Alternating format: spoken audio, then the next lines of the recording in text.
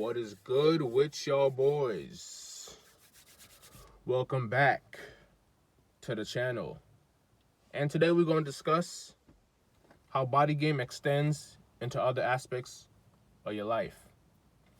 Today's the day after Thanksgiving, and there's definitely some motherfuckers watching this video who weigh at least 1 pound more today than they did yesterday. But it is what it is. Big activities must continue. Anyways, when you look at someone that's on BodyGame, if nothing else can be said about that person, the one thing that you can know looking at them off rip is that they're consistent. They're consistent, they're dedicated, and you can't be on BodyGame without having these two traits. People that aren't on BodyGame, they may be consistent and they may be dedicated, but they're in the wrong direction. And it's a lot easier to be uncoordinated and lackadaisical with your everyday life than it is to be structured. You see someone that's out of shape, that can't see their equipment, can't see their feet when they look down, they're dedicated to eating tons of food. They're dedicated to eating like an elephant, right? You see someone that's on BodyGame, they're dedicated to hitting the gym, dedicated to make sure that their food is right, dedicated to make sure they don't look like a freaking joke or a circus to these chicks out here. Because chicks don't respect dudes that's not on BodyGame.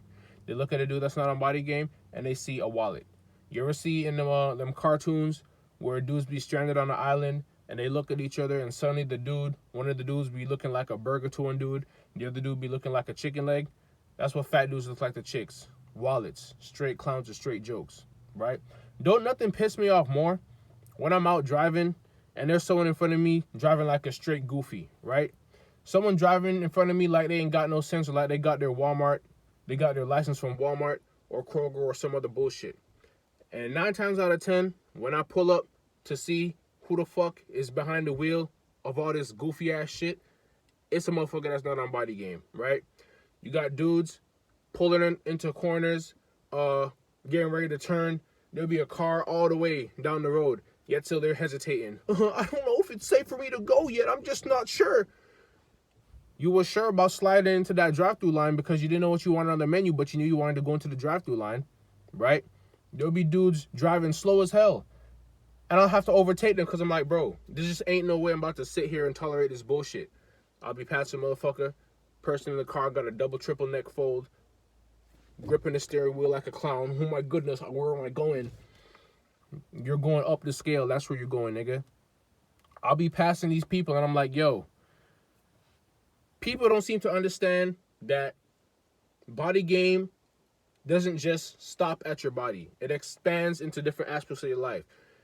You're obese, you walk slow, you probably think slow, you move slow, now you're driving slow, right? People don't seem to make that connection. You're out in the real world, your reaction time, you literally have extra frames to your reaction time, to all of your movements in real life when you're not on BodyGame, right?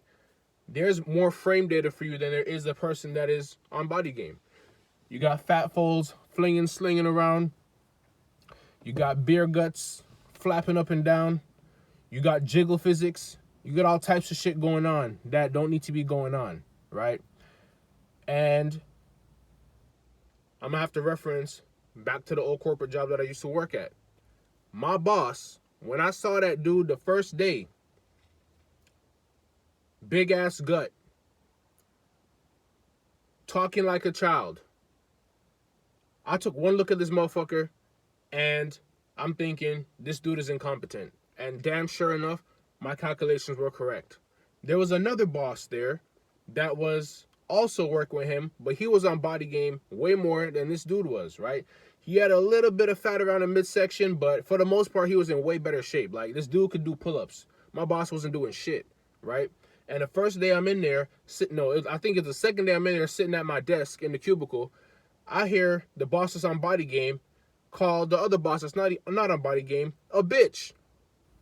And I'm thinking to myself, yo, wouldn't it be funny if I was like, after he called him a bitch, I would have been like, yeah, you bitch.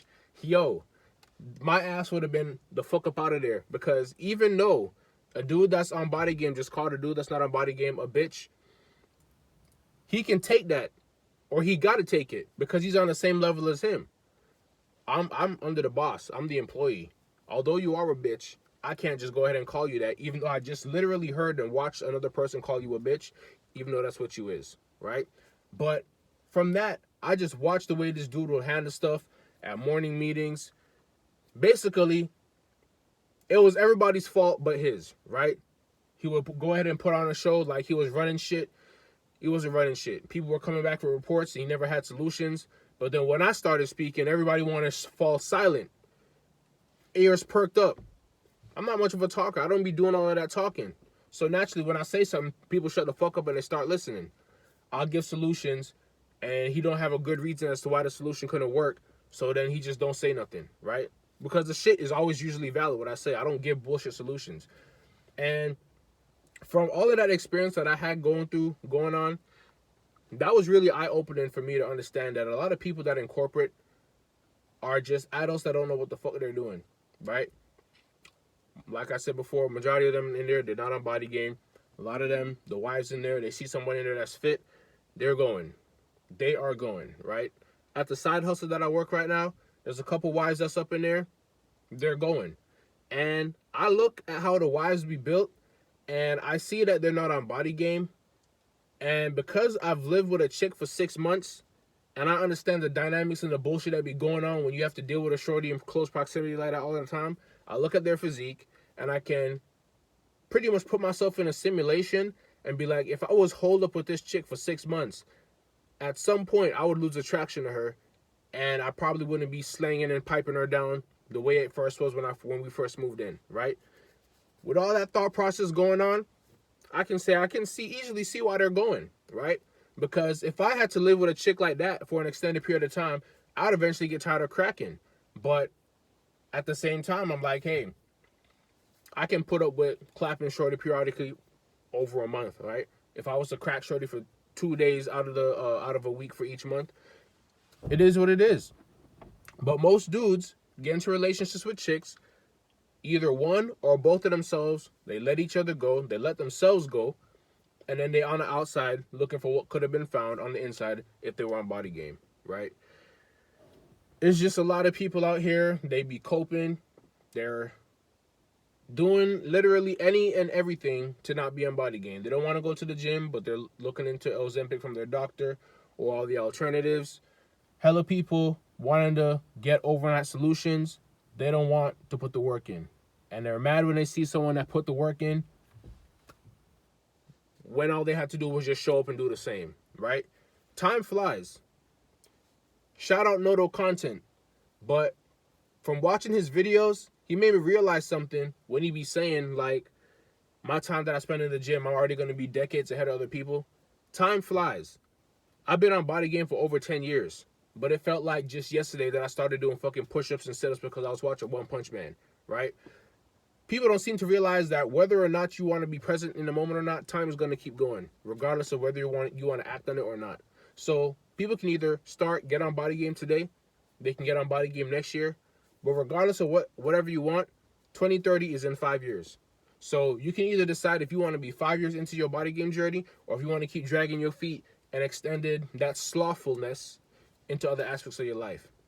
Because not being on BodyGame is basically gluttony. Because you're eating in excess, you're eating because you're bored, you're eating for fun, you're eating because there's nothing to do, and then you're not working out. So you just continue to put the pounds on and on and on and on and on.